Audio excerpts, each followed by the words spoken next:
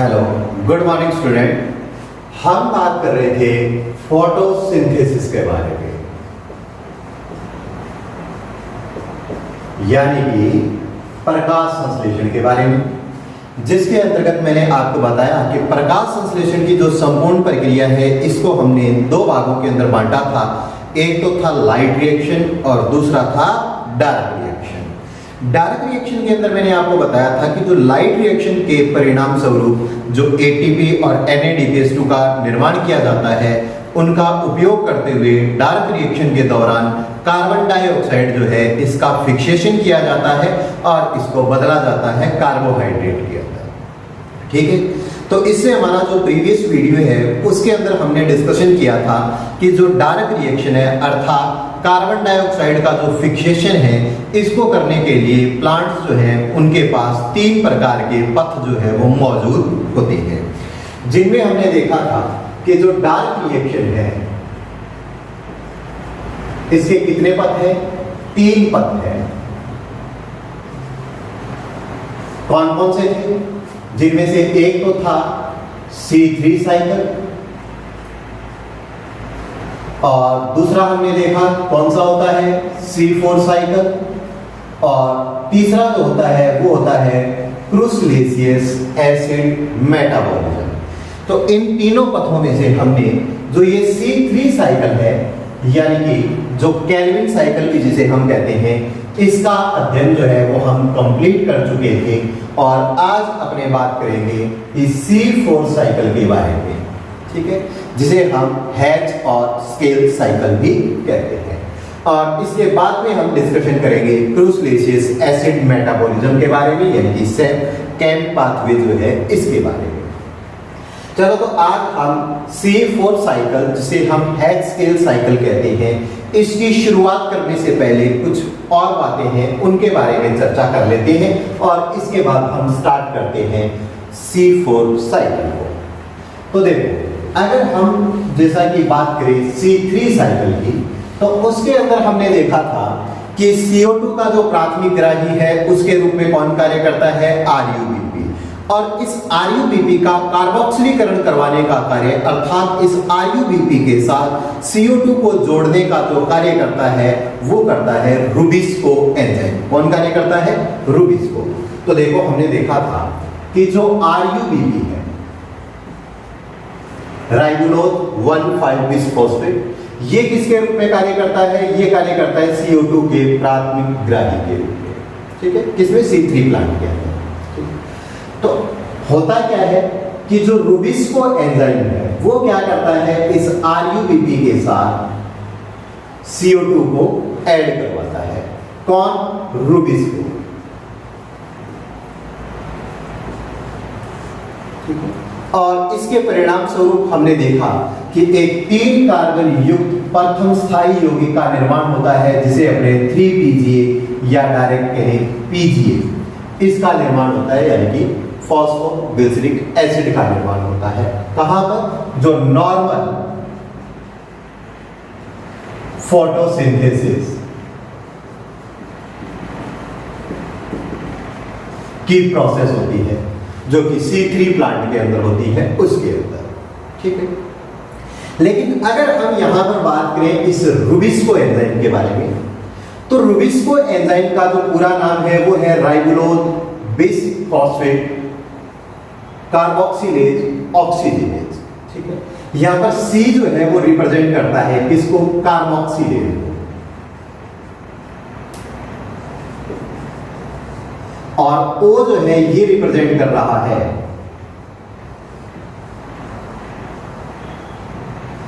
Oxygenase को। ठीक है, किसको रिप्रेजेंट कर रहा है? O जो है वो किसको रिप्रेजेंट कर रहा है? ऑक्सीजनेज को, और C जो है वो किसको रिप्रेजेंट कर रहा है? कार्बोक्सिलेज को। तो जब ये रुबिस्को एंजाइम जो है वो कार्बोक्सिलेज के रूप में कार्य करता है, तब तो ये क्या करवाता है? कार्बोक्सिलीकरण की क्रिया करवाता है, जिसके अंदर ये RuBP के साथ किसको जोड़ देता है? CO2 को। लेकिन ये रुबिस्को एंजाइम जो है वो कार्बोक्सिलेज जो है इसके रूप में कब कार्य करेगा? जब CO2 की कंसंट्रेशन क्या हो? ज्यादा हो, तापमान क्या हो? कम हो, और ऑक्सीजन की मात्रा भी क्या रहे? कम रहे। जनरली जो C3 प्लांट है ये जो है वो शीतोष्ण कटिबंधीय प्रकार के पादप होते हैं, अर्थात ऐसे आवासों के अंदर पाए जाते हैं जहां पर जनरली तापमान जो है वो कम रहता है। तो इसलिए रुबिस्को एंजाइम जो है वो वहां पर उसको पर्याप्त मात्रा में CO2 उपलब्ध हो जाती है और वो RUBP जो है इसके साथ CO2 को ऐड कर देता है। लेकिन जब टेम्परेचर हो जाता है ज्यादा तो उस स्थिति के अंदर वहां पर CO2 जो है वो एक सीमाकारी कारक के रूप में कार्य करने लग जाता है कि टेम्परेचर ज्यादा हो जाए, प्रकाश तीव्रता जो है वो भी ज्यादा हो जाए, तो ऐसी स्थिति के अंदर CO2 जो है वो सीमाकारी कारक के रूप में कार्य करेगा, यानी कि CO2 की क्या आ जाएगी, कमी। तो ऐसी स्थिति के अंदर अब ये रुबिस्को एंजाइम जो है वो ऑक्सीजिनेज जो है इसके रूप में कार्य करने लग जाता है। तो जब ये ऑक्सीजनेज के रूप में कार्य करेगा तो ये RUBP के साथ किसको जोड़ देगा, अब ऑक्सीजन को जोड़ देगा और इसके परिणाम स्वरूप निर्माण होगा फॉस्फोग्लाइकोलिक एसिड का।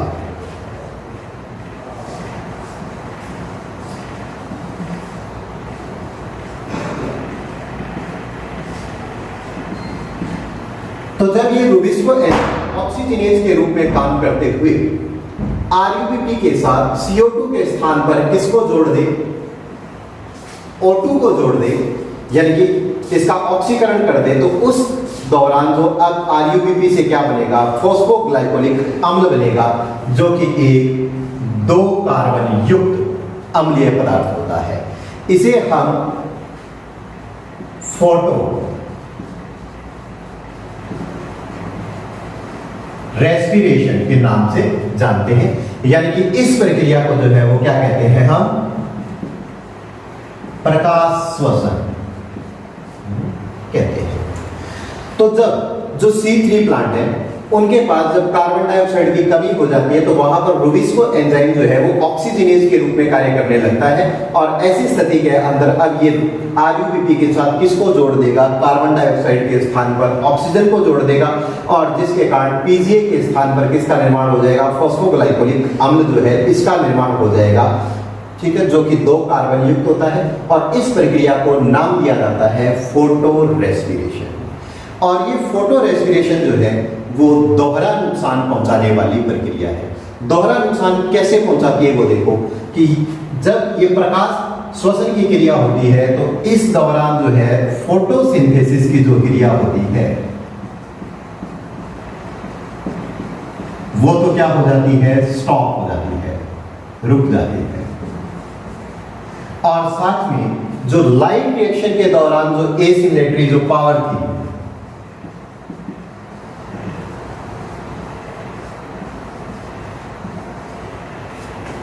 ATP और NADH2 के रूप में बनी हुई, उनका इस प्रक्रिया के अंदर क्या कर लिया जाता है, यूज कर लिया जाता है। तो ये प्रकाश श्वसन जो है वो क्या करेगा, C3 पादपों को दोहरा नुकसान पहुंचाएगा। कैसे कि एक तो क्या है, फोटोसिंथेसिस की प्रक्रिया रुक जाएगी जिसके कारण प्रोडक्टिविटी जो है वो इनकी क्या हो जाएगी, कम हो जाएगी। और दूसरा, लाइट रिएक्शन के दौरान एसिलेटरी पावर के रूप में या स्वांगीकरण शक्ति के रूप में बने हुए जो ATP और NADH2 है उनका इसके अंदर उपयोग कर लिया जाता है। तो इसलिए हम ये कहते हैं कि ये एक डबली वेस्टफुल प्रोसेस है, यानी दोहरा नुकसान पहुंचाने वाली प्रक्रिया है। तो अब देखते हैं कि वे पादप जो जनरली उष्ण कटिबंधीय क्षेत्रों के अंदर या गर्म इलाकों के अंदर पाए जाते हैं तो उनके पास तो जनरली तापमान अधिक ही रहेगा, प्रकाश तीव्रता ज्यादा रहेगी, तो इसलिए उनके अंदर तो अगर इसी प्रकार से प्रकाश संश्लेषण की क्रिया हो तो उनके अंदर तो ये प्रकाश शोषण जो है वो काफी ज्यादा मात्रा में देखने को मिलेगा, जिसके कारण उनके अंदर काफी लॉस हो सकता है। तो अब देखते हैं कि ये प्लांट जो है वो इसका क्या विकल्प चूज करते हैं या इसका क्या अल्टरनेट जो है वो निकालते हैं। अगर हम बात करें इसके अल्टरनेट की तो इसके अल्टरनेट के रूप में हमारे सामने निकल करके आता है C4 चक्कर। C4 चक्कर जो है वो एक तरह से C3 साइकिल जो है यानी कि केल्विन साइकिल जो है इसी का ही मॉडिफिकेशन है। चलो तो अब हम डिस्कशन करने जा रहे हैं इस C4 साइकिल के बारे में। देखो तो अगर हम बात करें C4 चक्कर के बारे में तो C4 चक्कर की बात करते हुए हम बात कर लेते हैं इसके कुछ हिस्ट्री के बारे में। तो हम देखते हैं कि एक साइंटिस्ट थे कैप्रिलॉव, इन्होंने 1960 के अंदर मक्के का जो पादप है इसके अंदर, और कार्टचॉक जो है इन्होंने 1965 के अंदर जो सुगर केन होता है यानी कि गन्ना होता है इसके अंदर इस C4 चक्कर के का जो है वो अध्ययन किया। तो इन्होंने क्या देखा कि कैप्रीलॉ ने मक्का के अंदर और कार्डचॉक जो है इन्होंने सुगर केन की जो लीफ है यानी कि पत्ती जो होती है इसके अंदर क्या किया, इन्होंने फोटोसिंथेसिस यानी कि प्रकाश संश्लेषण की प्रक्रिया का अध्ययन किया। और जब इन दोनों ने मक्का और जो गन्ना है इसके लीफ के अंदर जब फोटोसिंथेसिस का अध्ययन किया तो इन्होंने देखा कि जो CO2 को ग्रहण करने के बाद जनरली जो C3 साइकिल के अंदर प्रथम स्थायी उत्पाद के रूप में 3 कार्बन युक्त जो 3PGA का निर्माण होता है वो यहाँ पर नहीं होता। तो इन्होंने क्या देखा कि जो CO2 को ग्रहण करने के बाद प्रथम स्थायी उत्पाद के रूप में जो 3PGA बनना चाहिए था इसका निर्माण नहीं हुआ और इसके स्थान पर क्या बना, एक 4 कार्बन युक्त यौगिक का निर्माण हुआ और जो क्या था, ऑक्जेलो एसिटिक एसिड यानी कि OAA। तो इन दोनों ने क्या देखा कि जो मक्का और गन्ना है इसकी लीफ के अंदर जो फोटोसिंथेसिस का अध्ययन किया तो इन्होंने देखा कि CO2 को ग्रहण करने के बाद जो प्रथम स्थायी उत्पाद है वो 3 कार्बन युक्त 3-फॉस्फोग्लिसरिक अम्ल न बन करके इसके स्थान पर क्या बनता है, इसके अंदर 4 कार्बन युक्त ऑक्जेलो एसिटिक अम्ल का निर्माण होता है। चूंकि यहां पर प्रथम स्थायी उत्पाद जो है इसके रूप में किसका निर्माण हो रहा है, 4 कार्बन युक्त ऑक्जेलो एसिटिक अम्ल का निर्माण हो रहा है, इसीलिए इस चक्कर को क्या नाम दिया गया, C4 चक्कर नाम दिया गया। अब आगे देखते हैं।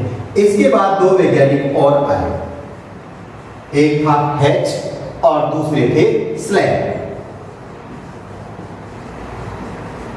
ये 2 साइंटिस्ट थे हेच और स्लैग। इन्होंने क्या किया, 1966 के अंदर अपने एक्सपेरिमेंट किए और इस दौरान इन्होंने देखा कि जो बातें इस कैप्रीलॉ और कार्डचॉक ने बताई थी कि CO2 को ग्रहण करने के बाद प्रथम स्थायी उत्पाद जो है वो 3PGA के स्थान पर क्या बनता है, ऑक्जेलो एसिटिक अम्ल बनता है, इस बात की इन्होंने क्या की, पुष्टि की। यानी कि हेच और स्लैग जो थे इन्होंने 1966 के अंदर जो ये परिणाम थे, उपरोक्त परिणाम जो है परिणामों की पुष्टि,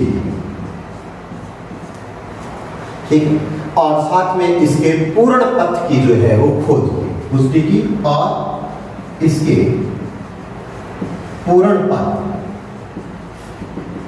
की खोज की।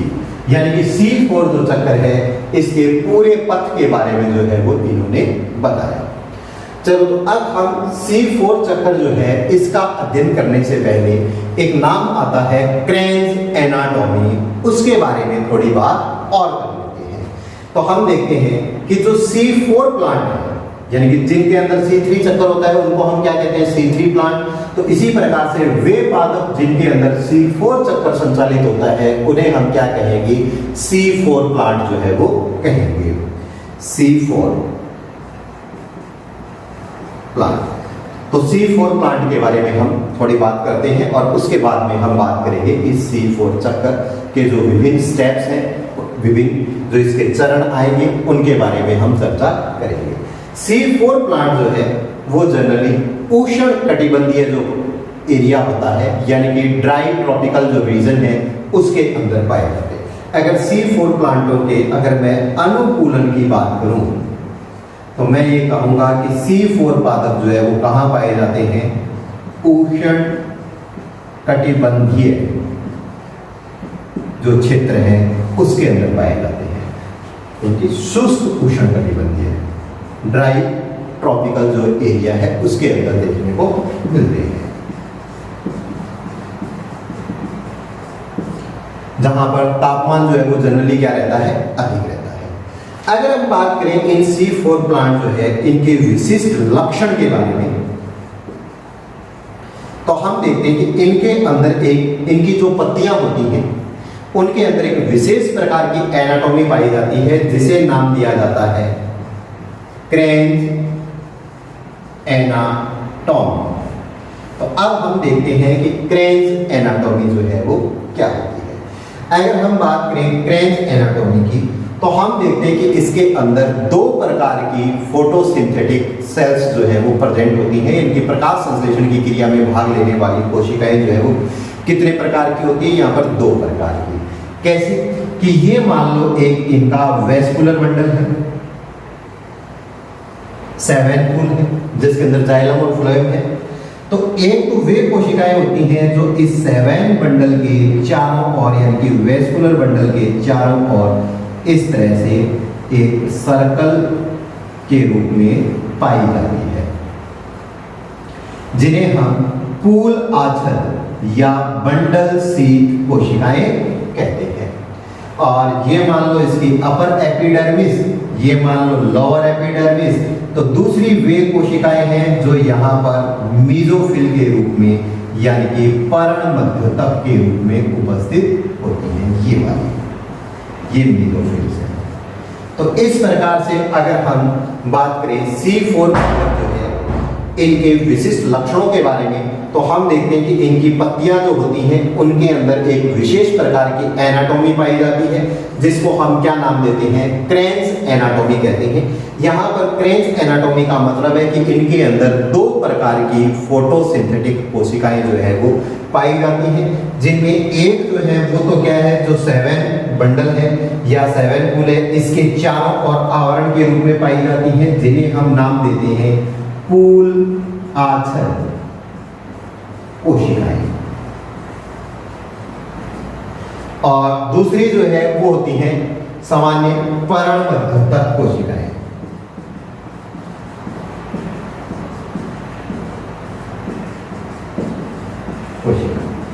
तो इस प्रकार की जो ये एनाटॉमी है इसे क्या नाम दिया जाता है? क्रेन्स एनाटॉमी नाम दिया जाता है, जिसके अंदर हम देखते हैं कि कितने प्रकार की कोशिकाएं, दो प्रकार की कोशिकाएं होती हैं, जिनमें से एक तो है पर्णमध्योतक कोशिकाएं और दूसरी है पूल आच्छादित कोशिकाएं। तो देखो हमने देखा कि जो C4 प्लांट है जिनके अंदर C4 चक्कर पाया जाता है, उनके अंदर एक विशेष प्रकार की एनाटॉमी होती है, जिसको हमने क्या नाम दिया? क्रेन्स एनाटॉमी नाम दिया। क्रेन्स एनाटॉमी का यहाँ पर मतलब है, जैसा कि मैंने अभी आपको बताया था कि इसके अंदर टू टाइप्स की फोटोसिंथेटिक जो सेल्स हैं वो प्रेजेंट होती है।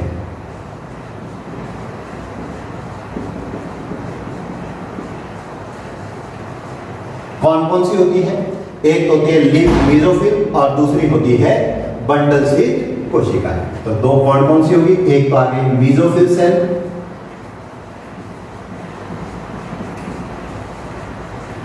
जिसे हम पर्णमध्योतक कोशिकाएं कहते हैं, और दूसरी आती है बंडल शीथ,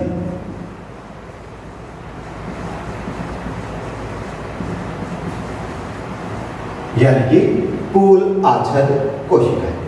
इनमें से अगर हम बात करें मेसोफिल सेल्स की यानी कि पर्णमध्योतक कोशिकाएं की, तो इनके अंदर मौजूद जो क्लोरोप्लास्ट है वो सुविकसित होते हैं, आकार में छोटे होते हैं और उनके अंदर ग्रेना जो है वो पाए जाते हैं।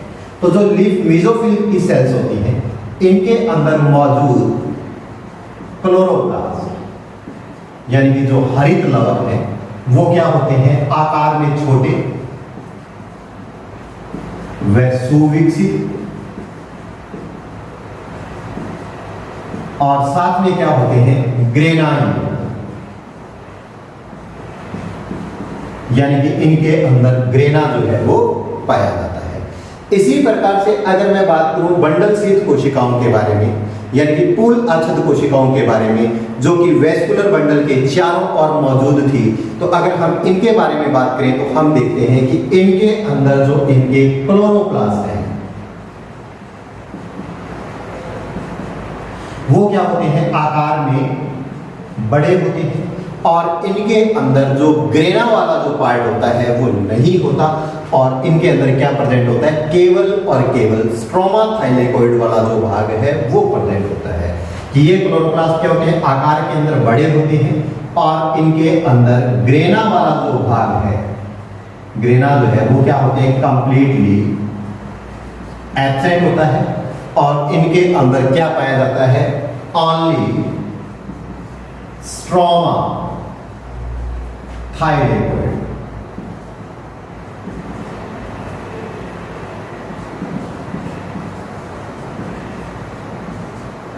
स्ट्रोमा थाइलेकोइड जो है वो प्रेजेंट होता है, या मैं कहूँ स्ट्रोमा लेमिनी जो है वो उपस्थित होती है। तो इस प्रकार से आप देख सकते हो कि जो C4 जो प्लांट होते हैं उनके अंदर क्या पाई जाती है, क्रेंज एनाटोमी, जिसके अंदर क्या होगी, दो प्रकार की प्रकाश संश्लेषी कोशिकाएं मौजूद होंगी, जिनमें से एक तो कौन सी है, पर्णमध्योतक कोशिकाएं, जिनके अंदर मौजूद क्लोरोप्लास्ट जो है वो आकार में छोटे हैं, सुविकसित हैं और ग्रेनायुक्त हैं, और दूसरी कौन सी है, पूल आच्छादित कोशिकाएं या बंडल शीत कोशिकाएं, जिनके अंदर मौजूद जो क्लोरोप्लास्ट है वो आकार में बड़े हैं, ग्रेना जो है वो इनके अंदर एब्सेंट है, और इनके अंदर क्या पाया जाता है, केवल स्ट्रोमा थाइलेकोइड पाया जाता है, या स्ट्रोमा लेमिनी जो है वो उपस्थित होती है। इस प्रकार से मैं ये कह सकता हूं कि जो C4 प्लांट जो होते हैं इनके अंदर जो क्लोरोप्लास्ट है वो डाइमॉर्फिक होते हैं। C4 प्लांट जो है इनके अंदर जो उपस्थित क्लोरोप्लास्ट है वो क्या होंगे, डाइमॉर्फिक। डाइमॉर्फिक का मतलब दो प्रकार के होंगे, जैसा कि आपने अभी देखा। कौन कौन से दो प्रकार हैं, एक तो वो है जो किसके अंदर है, मेसोफिल सेल्स के अंदर में प्रेजेंट है, जो क्या है आकार के अंदर छोटे हैं, सुविकसित हैं और ग्रेनायुक्त हैं, और दूसरा कौन सा है, जो बंडल शीत कोशिकाओं के अंदर प्रेजेंट है, जो आकार के अंदर बड़े हैं, जिनके अंदर ग्रेना जो है वो एब्सेंट है, और इनके अंदर क्या पाया जाता है, केवल और केवल स्ट्रोमा थाइलेकोइड जो है वो उपस्थित होता है। अब आगे बढ़ते हुए हम बात करते हैं कि अगर हम बात करें C4 प्लांट की, तो इनके अंदर हमने देखा कि जो क्रेंज एनाटोमी जो है वो पाई जाती है, और ये किसके अंदर प्रेजेंट होते हैं कि जो शुष्क उष्णकटिबंधीय जो आवास होता है उसके अंदर हमें देखने को मिलते हैं।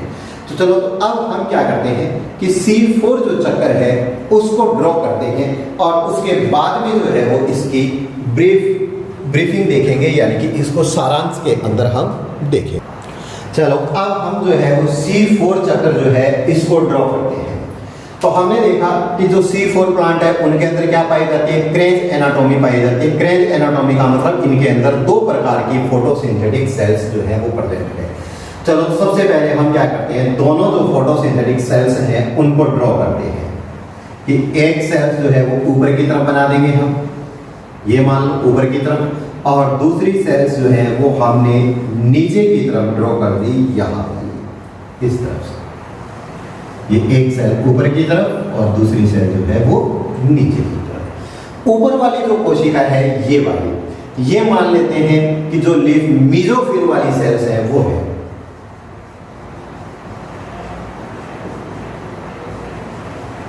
मेसोफिल पर्णमध्योतक कोशिका, और ये वाली जो कोशिका है वो कौन सी है, बंडल शीत कोशिका है, यानी कि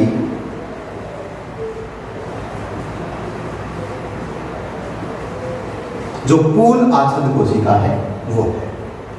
अब देखते हैं होता क्या है कि वातावरण से जो CO2 है वो स्टोमेटा के द्वारा, ये जो CO2 है वो स्टोमेटा के द्वारा जो मेसोफिल है इसके अंदर प्रवेश करती है, बाइकार्बोनेट के अंदर प्रवेश करती है, और इसको किस में कन्वर्ट कर दिया जाता है, बाइकार्बोनेट।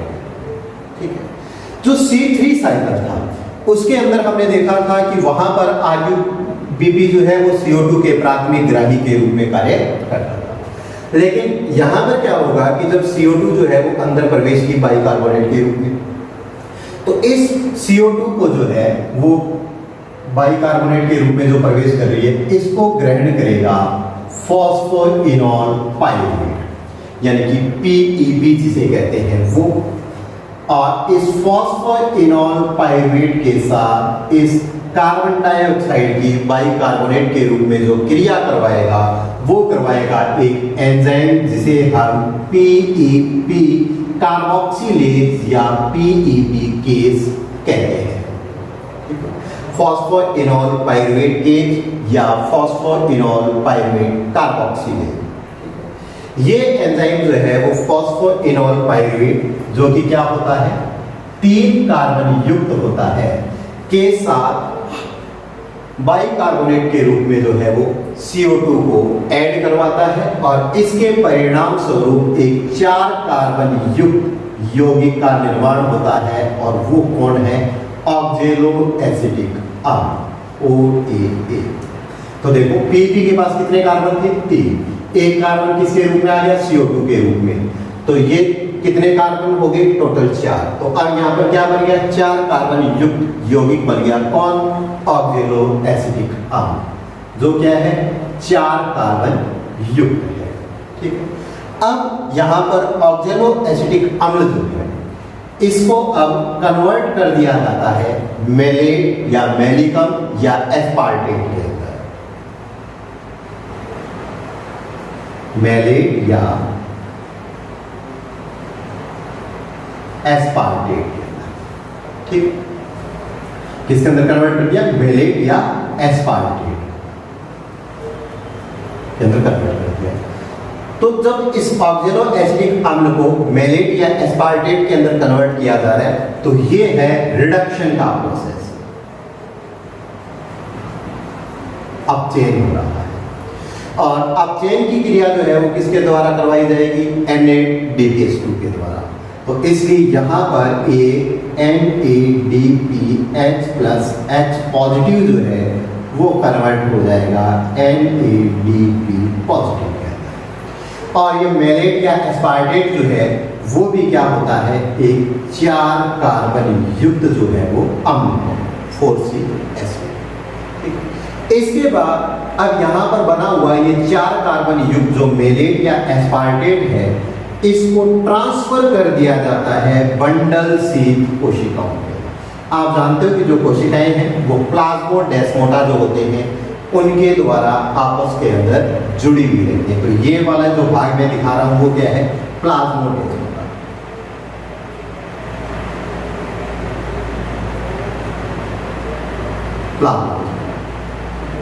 तो ये प्लाज्मोडेस्माटा के द्वारा जो है वो इस मेलेट या एस्पार्टेट को कहां भेज दिया जाता है? बंडल शीथ कोशिकाओं के अंदर।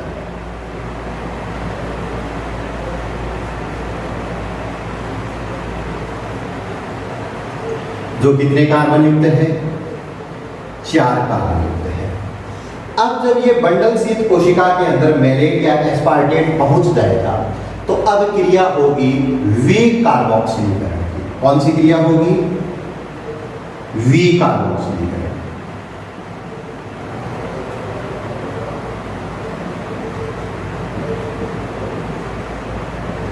विकार्बोक्सिलीकरण की क्रिया होगी, इसका मतलब यहां से एक कार्बन जो है वो CO2 के रूप में क्या निकल जाएगा? बाहर निकल जाएगा। तो एक कार्बन जो है वो क्या हो गया? CO2 के रूप में बाहर निकल गया। पीछे कितने कार्बन बचे? 3 कार्बन बचे। और ये 3 कार्बन जो है वो निर्माण करते हैं एक C3 अम्ल के रूप में, पाइरूवेट का।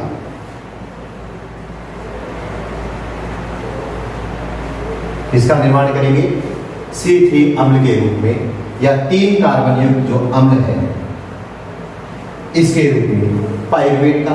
और इस दौरान जो है वो एक NADP से एक NADPH2 का निर्माण होता है।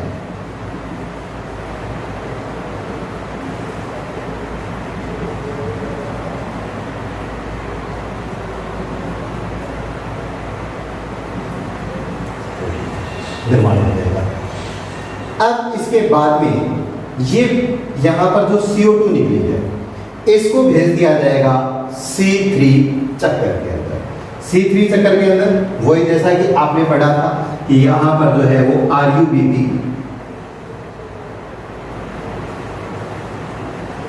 CO2 के प्राथमिक ग्राही के रूप में ग्रहण कार्य करेगा, और ये इस CO2 को ग्रहण करेगा और निर्माण हो जाएगा 3-PGA का, और इस 3-PGA से फिर निर्माण होगा ट्रायोज फॉस्फेट का।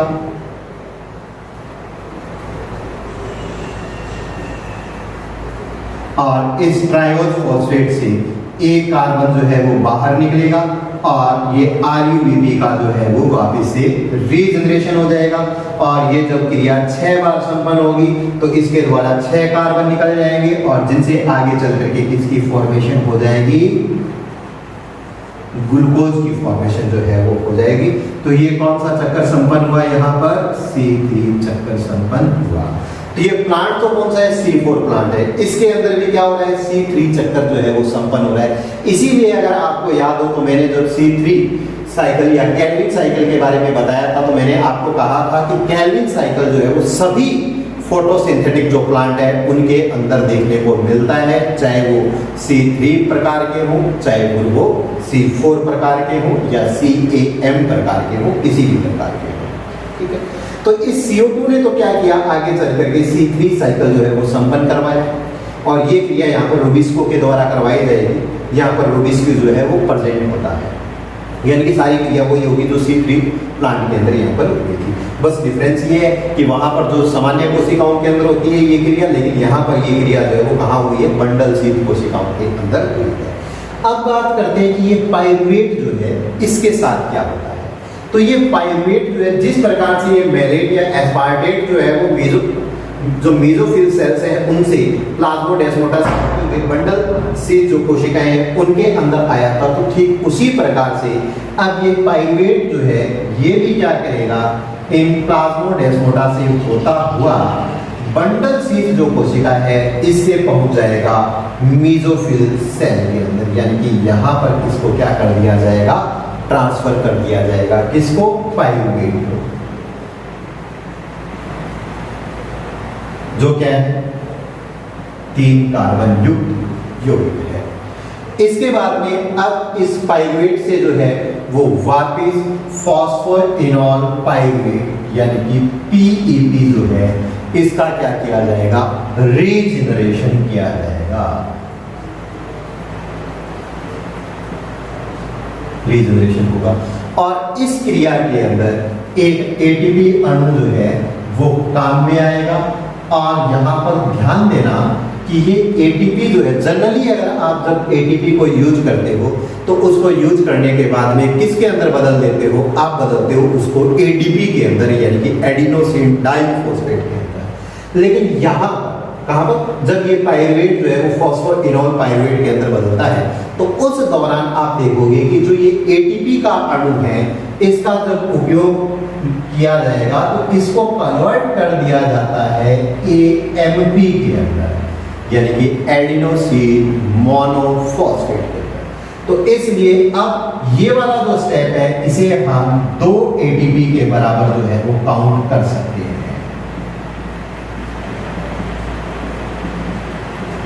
तो ये स्टेप कितने ATP के बराबर है, 2 ATP के बराबर है।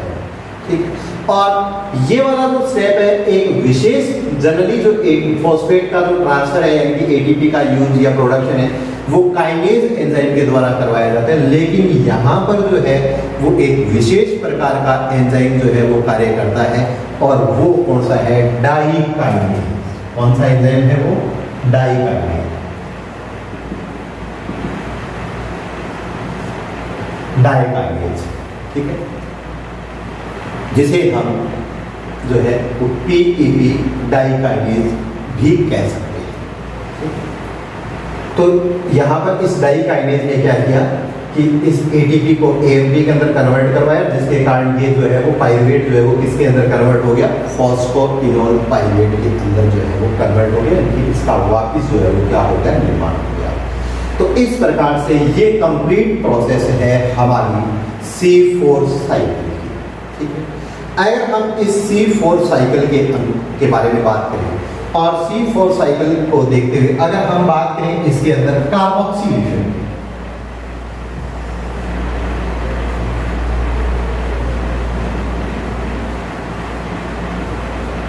यानी कि कार्बोक्सिलीकरण, तो हम देखते हैं कि यहां पर कार्बोक्सिलेशन जो है वो कितनी बार हो रहा है, 2 बार संपन्न हो रहा है। एक तो हो रहा है ये मेसोफिल सेल्स जो है इनके अंदर, जिसके अंदर इस CO2 को जो है वो फॉस्फोइनोल पाइरुवेट के साथ जोड़ा जा रहा है, किसके द्वारा, पेप के एंजाइम जो है इसके द्वारा। और दूसरी बार जो ये क्रिया हो रही है वो कहाँ पर हो रही है, बंडल शीथ कोशिकाओं के अंदर हो रही है, जिसके अंदर इस CO2 को जो है वो किसके साथ जोड़ा जा रहा है, RUBP के साथ जोड़ा जा रहा है। और ये क्रिया जो है वो किसके द्वारा करवाई जाती है, रुबिस्को के द्वारा। तो इसलिए अगर आपसे पूछा जाए कि जो C4 प्लांट है इनके अंदर कार्बोक्सिलेशन की जो क्रिया या कार्बोक्सिलीकरण की जो क्रिया होती है वो कितनी बार होती है, तो आपका आंसर होना चाहिए कि कितनी बार होती है, 2 बार होती है, 2 टाइम्स। कहां पर कि फर्स्ट जो कार्बोक्सिलेशन है वो किसके अंदर हो रहा है, मेसोफिल जो सेल्स होती हैं इनके अंदर। फर्स्ट कार्बोक्सिलेशन जो है वो किसके अंदर हो रहा है, इन मेसोफिल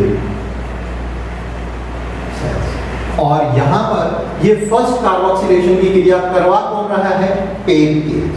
तो किसके द्वारा, बाय पेन केज, फॉस्फोइनोल पाइरुवेट केज, या इसे कार्बोक्सिलेज भी कह सकते हैं, ठीक है। और सेकंड बार जो कार्बोक्सिलेशन की क्रिया होती है दूसरी बार, तो दूसरी बार कहाँ हो रही है, ये वाली, यहाँ पर RuBT के साथ जो CO2 ऐड होकर के 3PGA का निर्माण कर रहा है। ये वाली क्रिया कहाँ हो रही है, बंडल शीथ कोशिकाओं के अंदर। तो दूसरी बार जो कार्बोक्सिलेशन हो रहा है वो कहाँ हो रहा है, इन बंडल शीथ सेल्स। और यहां पर ये क्रिया किसके द्वारा होती है, ये सामान्य C3 साइकिल, और C3 साइकिल के अंदर कौन कार्य कर रहा है, यहाँ पर कार्बोक्सिलेज के रूप में रूबिस्को। तो यहां पर ये क्रिया किसके द्वारा करवाई जा रही है, रूबिस्को के द्वारा। तो इस प्रकार से आपने देखा कि यहां पर जो है वो कार्बोक्सिलेशन की क्रिया कितनी बार हुई, 2 बार। एक बार कहां हुई, मेसोफिल सेल्स के अंदर, किसने करवाई, पेपकेस ने। और दूसरी बार कहां हुई, बंडल शीथ कोशिकाओं के अंदर, किसने करवाई, रूबिस्को ने, ठीक है। अब अगर आपसे पूछा जाए कि जैसे C3 साइकिल के अंदर अगर बात करें, तो आपसे अगर पूछा जाए कि CO2 के प्राथमिक ग्राही के रूप में कौन कार्य करता है, तो आपका वहां पर आंसर था RuBT। लेकिन अगर आपको पूछा जाए C4 प्लांट के संदर्भ के अंदर कि यहां पर CO2 का प्राथमिक ग्राही कौन है, तो ऐसी स्थिति के अंदर अब यहां पर आपका आंसर जो है वो RuBP नहीं होगा, क्योंकि RuBP जो है वो यहां पर CO2 को ग्रहण करने का कार्य करता है। लेकिन जब पहली बार कार्बोक्सिलीकरण की क्रिया हो रही है ये वाली, तो उस दौरान इस CO2 को ग्रहण करने का कार्य किसने किया है, फॉस्फोइनोल पाइरुवेट ने किया है। तो पहले CO2 का जो प्राथमिक ग्राही है C4 साइकिल के अंदर वो कौन है, यहाँ पर PEP है, फॉस्फोइनोल पाइरुवेट है।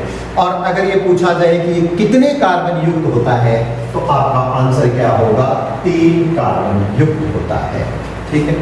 इसके बाद अगर आपसे पूछा जाए कि यहाँ पर जो है वो प्रथम स्थायी उत्पाद जो है वो कौन बनता है, CO2 को ग्रहण करने के बाद प्रथम स्थायी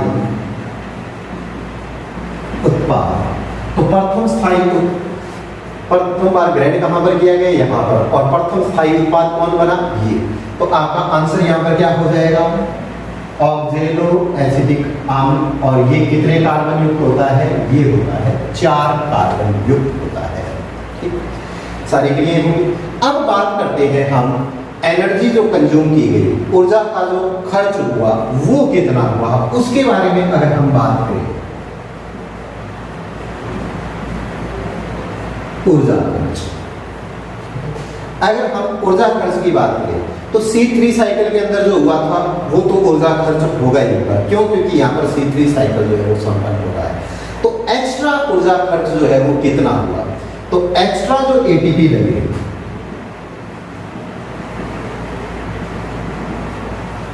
इसके अंदर वो कौन से लगे, यहां पर। और एक चक्कर में मैंने कहा कितने लग रहे हैं, ये ATP कितने के बराबर है, 2 के बराबर। तो ये एक बार जब चक्कर संपन्न होगा तो कितने ATP लगेंगे, 2। लेकिन यहाँ पर एक बार जब ये संपन्न होगा तो C3 साइकिल भी कितनी बार होगा, 1 बार। और कार्बन का फिक्सेशन भी कितने का होगा, 1 का ही। लेकिन हमें बनाना क्या है, ग्लूकोज। ग्लूकोज कितने कार्बन युक्त होता है, 6 कार्बन। तो इसका मतलब ये C3 साइकिल कितनी बार करवाना है, 6 बार। 6 बार करवाने के लिए इसको CO2 कितनी उपलब्ध करवानी पड़ेगी, 6। और 6 बार CO2 उपलब्ध करवाने के लिए पूरी प्रोसेस जो है वो कितनी बार रिपीट होगी, 6 बार रिपीट होगी। तो इसका मतलब अब इसके अंदर ATP का जो एक्स्ट्रा खर्च है वो कितना आ जाएगा, एक में कितना आ रहा था, 2 ATP के बराबर है। तो 6 बार जब ये करवाया जाएगा तो कितने एक्स्ट्रा ATP खर्च होंगे, इसके अंदर 12 ATP जो है वो एक्स्ट्रा खर्च हो जाएंगे, ठीक है। और NADPH वाला जो है वो काउंट नहीं करेंगे, क्यों? क्योंकि यहाँ पर NADPH2 का यूज हो रहा है, तो यहाँ पर NADPH2 का निर्माण हो रहा है, कि जितने खर्च हो रहे हैं उतने बन भी रहे हैं। ठीक है, तो अब अगर हम बात करें C3 प्लांट की, C3 चक्र के रूप में, तो वहां पर आपने जो ऊर्जा खर्च देखा था वो कितना देखा था? ATP कितने खर्च हो रहे थे वहां पर? 18। और NADPH2 कितने हो रहे थे?